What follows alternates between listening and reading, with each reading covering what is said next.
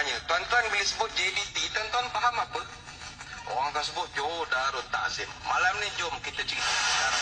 JDT bukan singkatan untuk Johor Darul Ta'zim, tapi JDT singkatan dari segi sejarahnya adalah Johor Dengkis Tepuk.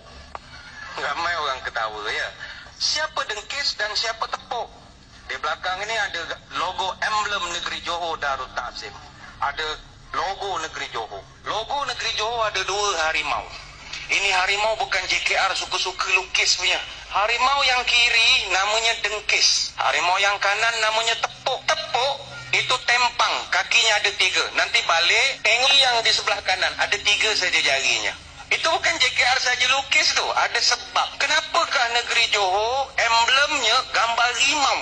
Ini yang dipanggil harimau selatan.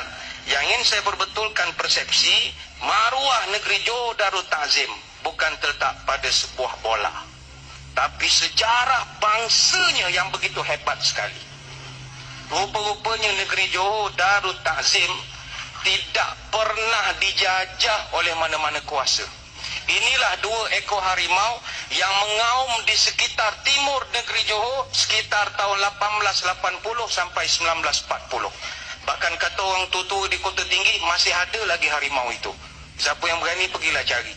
Sebab itu berapa banyak bangunan dan istana yang dibina di Johor antara tahun 1880 sampai 1900, jangan heran, atas simen-simen yang itu kita boleh nampak tapak kaki harimau. Why? Kerana Johor adalah negeri yang dijaga oleh harimau ini. Bukan khurafat tapi sejarah. Itu sebab sejarah membuktikan negeri Johor adalah antara negeri yang paling disegani oleh kerajaan British. Bayangkan almarhum Sultan Sir Abu Bakar Ibni almarhum Temenggung Daing Ibrahim Seri Maharaja Johor adalah Raja Melayu pertama di tanah Melayu ini yang berani berangkat ke England pada 22 Mac 1866. Tahun 1800 negeri Pahang masih perang saudara. Tapi Sultan Johor dia boleh berangkat pergi tahun 1800. Bahkan almarhum Sultan Abu Bakar dia berangkat 6 kali pergi ke England sebelum tahun 1900. Dia pernah bukan sekadar pergi England, dia boleh berangkat pergi Itali, Perancis, Rusia, Switzerland, Mesir, Greece, Turki. Ini kehebatan negeri Johor Darul Ta'zim. Selama 33 tahun memerintah, Johor tidak pernah dijajah oleh British secara real. Itu sebab Johor adalah negeri Melayu terakhir dalam Persekutuan Tanah Melayu yang terima penasihat British paling akhir tahun 1910. Maka kekal Johor sebagai negeri Melayu tak bersekutu.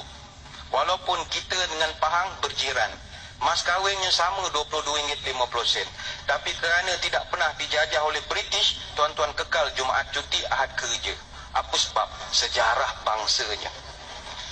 Ketika Jepun datang, diceritakan juga ketika Jepun datang daripada Singapura, ada satu Jenderal Jepun, orang panggil dia Harimau Malaya, atau nama betulnya Jenderal Tomoyuki Yamashita, yang merupakan Jenderal Ketumbukan ke-25 Tentera Imperial Jepun. Ketika dari Singapura dia datang ke Johor Bahru, dia masuk ke Istana Tuanku. Semasa itu yang memerintah almarhum Sultan Ibrahim Al-Mashhur, ibni almarhum Sultan Sir Abu Bakar. Dia beritahu dia mau jajah negeri Johor. Apa almarhum Sultan Ibrahim buat? Dia bawa keluar satu darjah kebesaran Jepun, namanya The Grand Cordon of the Order of the Rising Sun, yang almarhum terima pada tahun 1934 dari Maharaja Jepun sendiri. Dia tunjuk depan Tomoyuki Yamashita, tunduk mamat itu. Hai, orang negara cancel dia jajah Johor. Johor dia meluang masuk Pahang aja. Sebab itulah, wahai anak-anak Johor sekalian, kebanggaan kita, sejarah kita, bukan kerana bola itu, sejarah bangsa kita.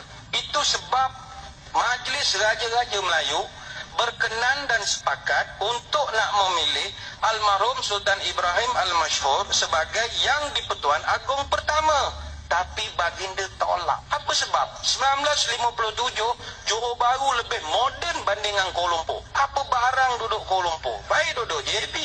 Takdirlah tuanku menerima, nescaya duit dalam wallet kita malam ni bukan gambar Sultan Negeri Sembilan, tapi Sultan Johor. Inilah yang orang Johor kena bangga. Sebab itu JDT bukan sekadar Johor Darul Ta'zim, tetapi Johor Dengkis dan Tepuk. Carilah sendiri sejarah Dengkis dan Tepuk. Tanyalah kepada orang tua-tua ini.